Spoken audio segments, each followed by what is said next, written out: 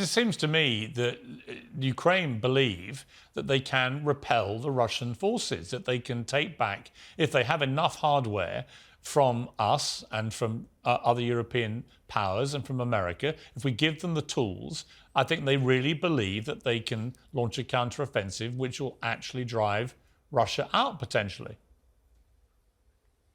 Yes, and I think that is entirely possible.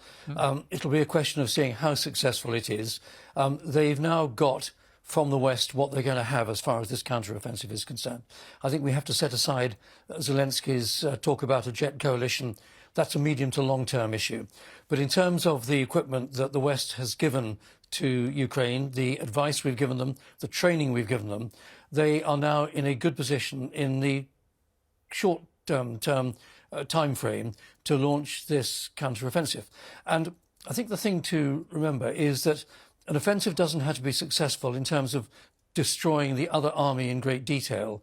But after a miserable winter, poorly led Russian soldiers, poorly equipped, trained and all the rest of it, there is quite a chance that decisive blows by the Ukrainians might break the morale of the average Russian soldier and break the back of the Russian army, such that the Ukrainians could have some quite significant success, as they did around Kharkiv in September last year. Yeah. Now, I don't know what's going to happen, but some of the early reports around Bakhmut have indicated that the Russian morale and the Russian soldier is at a pretty low ebb. Strike him hard and he might break. And that will then change the situation for future negotiations. It might even mean that the Russians decide to throw in the towel. It might even mean that Putin gets thrown out of power in the Kremlin. I think that's Peter Hitchens increasingly doesn't know, likely. But actually we can hope for that. Yeah, I think it's increasingly likely that could happen. And Ukraine, they're not asking us all to start joining in the war. They're just asking us to give them the tools they need. And I think that Rishi Sunak is absolutely right to welcome Zelensky here and to say, we'll give you what you need.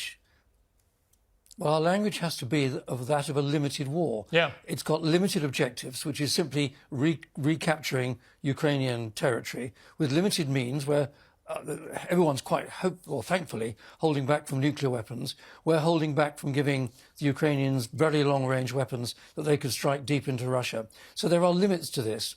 And the legitimate objective is to help the Ukrainians regain their sovereign territory. They've got every right to do that, and we have every right to help them. And that's as far as it goes. And we have to keep saying it's a limited war, and we have to keep saying NATO is a defensive alliance, and we have no offensive views or attitudes or ambitions as far as Russia is concerned. I would love nothing more than for Russia to become a part of the integrated family of nations, as back in history it was. Yeah, I completely agree.